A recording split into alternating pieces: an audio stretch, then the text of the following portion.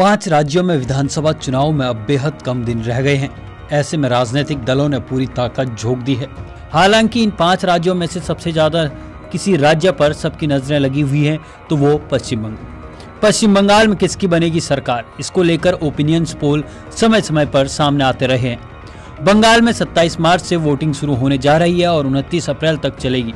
ऐसे में वहां पर ममता राज खत्म होगा या नहीं, इसको लेकर सबकी नजरें हैं। हालांकि बीजेपी वहां ममता को कड़ी टक्कर देने का दावा जरूर कर रही है, लेकिन यह देखना भी रोचक होगा बंगाल में क्या ममता तीसरी बार मुख्यमंत्री बनती हैं या नहीं।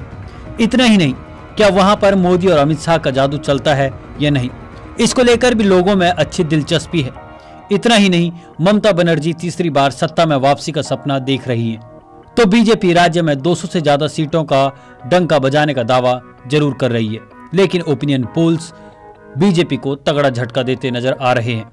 ताजा सर्वे की माने तो बीजेपी को वहां एक बार फिर से सत्ता से दूर रहना होगा और ममता राज एक बार फिर कायम होगा। इन आंकड़ों से एक बात तो साफ होती नजर आ रही है कि टीएमसी एक बार फिर सत्ता में वापसी करती नजर आ रही है, जबकि बीजेपी को एक बार फिर बंगाल में मायूसी हाथ लगेगी। पहले चरण की वोटिंग से पहले ऐसी खबर आई जिससे बीजेपी नेताओं की उम्मीदें काफी बढ़ गई है। ओपिनियन पोल में अब तक पिछड़ रही बीजेपी अब टीएमसी के बराबर पहुंचती दिख रही है। ऐसा तब है जब पहले चरण की वोटिंग भी नहीं हुई है। बंगाल में 8 चरणों में चुनाव होने हैं और बीजेपी की सीटें ओपिनियन पोल में अब धीरे धीरे बढ़ती दिख रही है। 8 चरणों में वोटिंग कराए जाने को लेकर पहले ही ममता बनर्जी और लेफ्ट की ओर से सवाल खड़े कर दिए गए थे। चुनावी जानकार भी इस बात को मानते हैं कि चुनाव अधिक चरणों में होने पर राजनीतिक दलों को उनके हिसाब से अपनी रणनीति बनाने का मौका मिल जाता है। इसमें कई बार राजनीतिक दल अलग अलग क्षेत्रों के हिसाब से भी रणनीति बनाते हैं।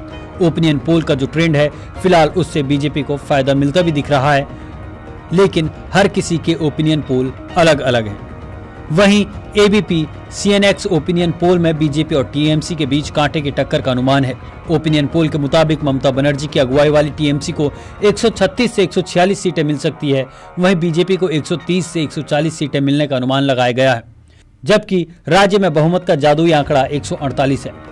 एबीपी न्यूज और सीएनएक्स की ओर से किए गए ओपिनियन पोल में ममता बनर्जी की सरकार आराम से बनती दिख रही थी। इससे पहले सर्वे में टीएमसी को 154 से 164 सीटों पर बढ़त दिखाई गई, वहीं बीजेपी को 102 से 112 सीटें मिलने का अनुमान जताया गया था। लेकिन कुछ ही दिनों बाद ओपिनियन पोल में बीजेपी काफी तेजी से आगे बढ़ती हुई दिख रही है। लेकिन सरकार किसकी बनेगी, यह तो 2 मई को ही पता चलेगा।